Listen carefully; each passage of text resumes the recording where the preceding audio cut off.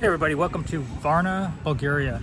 So as you're aware, Julie and I, we're retired, we're traveling the world. I retired at 51, Julie retired at 45, and we are not dependent upon YouTube for any kind of source of income whatsoever, but we do know that many of you are curious about how much we make from YouTube. So whether you're a follower of our channel as we travel, or whether or not you're just a YouTuber tuning in for the first time to see how much money you can possibly make on YouTube, stick around. We're about to explain this to you.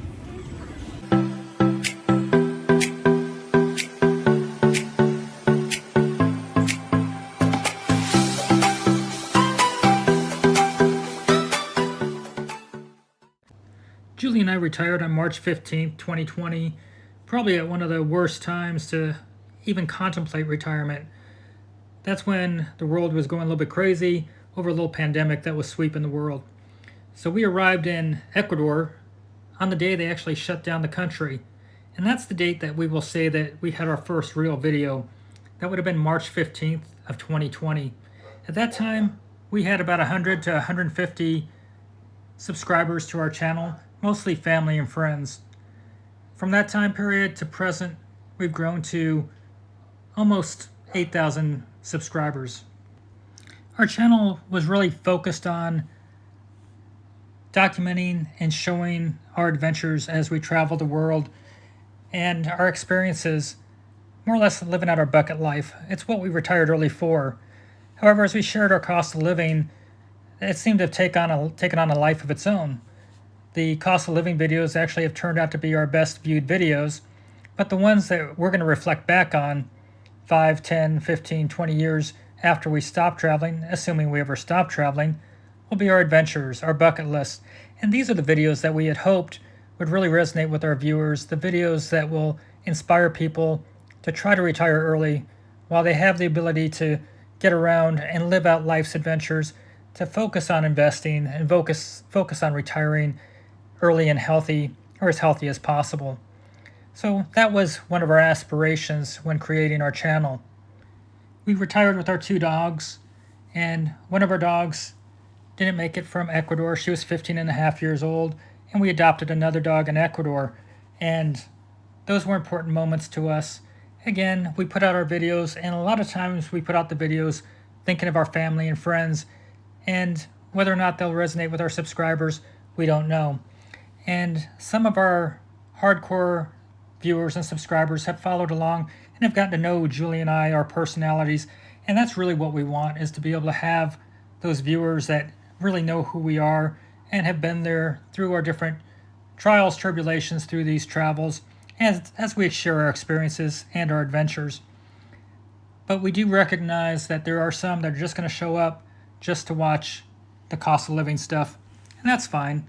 But we would like to have you join us for the entire adventure and the entire journey. So when you're done with this video, if you're inspired, click on one of our videos that you haven't seen. Well, I've learned from speaking with other YouTubers out there that while we have subscribers, the vast majority of the views come from people that are not subscribed. It would be great to convert those subscribers into, or those viewers into subscribers, but what would be even more impressive is to actually turn the subscribers into viewers.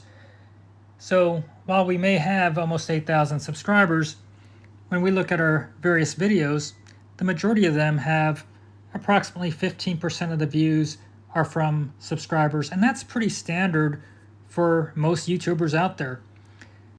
So on any YouTube channel, really only about 10% of the subscribers are dedicated subscribers. They're going to show up and watch most of the videos. I've gotten to recognize most of our hardcore subscribers or viewers that regularly leave comments, and those are the ones that really inspire us to keep doing what we're doing, especially after we've had a video like the last one, which only had 500 views in 3 days. Now, disappointments happen, and one thing you'll notice as we look at our actual views over a period of time is that we really had a spike going up in December, and our income spiked up there as well. In March, we actually had more views than December, but our income was lower. So why would something like that happen? When we were doing our videos in Ecuador, the majority of our viewers came from the United States, and the value per 1,000 views from a subscriber, from a viewer from the United States, is more than what a viewer might register if they're coming from Serbia or the UK or Germany. Now, we love having a worldwide audience, but if you're a YouTuber and you're trying to figure out how much somebody would make on YouTube, if you have a worldwide audience, the numbers will range and vary enormously based on the region that your traffic is coming from. We've also noticed that we have drop-offs in traffic as we switch countries. So when we left from South America and went to Europe, we lost a lot of our South American viewers, as well as some that were in the United States that were focused solely on South America or Ecuador. And then as we went to Serbia, we gained a large following. But again, when we left Serbia, even though it's temporary, we'll be back that direction, we had a plunge in those folks as well. That demographic dropped. So as we go from country to country, we see a lot of change from place to place based on the demographics. So when we look at our income versus how many views we had per month, you're going to see that it doesn't always correlate. And again, it's going to be based on the country and the average amount that's being derived from that particular nation. So we'll look at our numbers for September, October, November, December, January, February, and March, and April. And I'll even throw in what we have for May so far. And you can see that we're not getting rich by doing this channel. And for us, it's a hobby. And once it starts to become work and no longer has that hobby feel, that's when I'll probably pull the plug.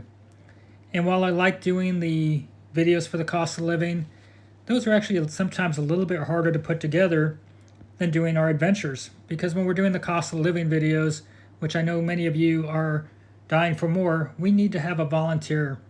So if you know somebody in the Balkans or in Europe that would like to be part of a video with us to express what it's like to live somewhere and talk about their cost of living and their financial situation, we will be more than happy to go out there when we're in that country and do a video with them. But for now, it's a lot more fun for us to do our adventure stuff, and we would really like to encourage our subscribers to come back, look at our older videos, get to know who we really are, and join us for our adventures, not just our cost of living segments.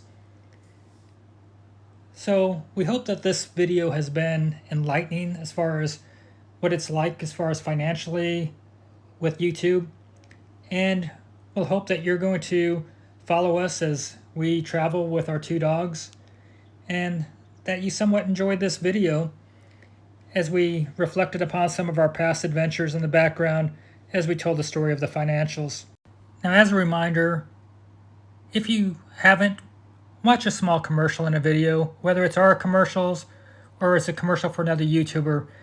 That's how most of them make their money. So by watching one or two commercials, it will really help them out. And of course, we wouldn't mind having a little bit extra come our way as well. For now, everybody, thank you for joining us today, and we'll look forward to sharing more information with you about various countries, as well as sharing our adventures. So until next time, have a great day, everybody. Bye-bye.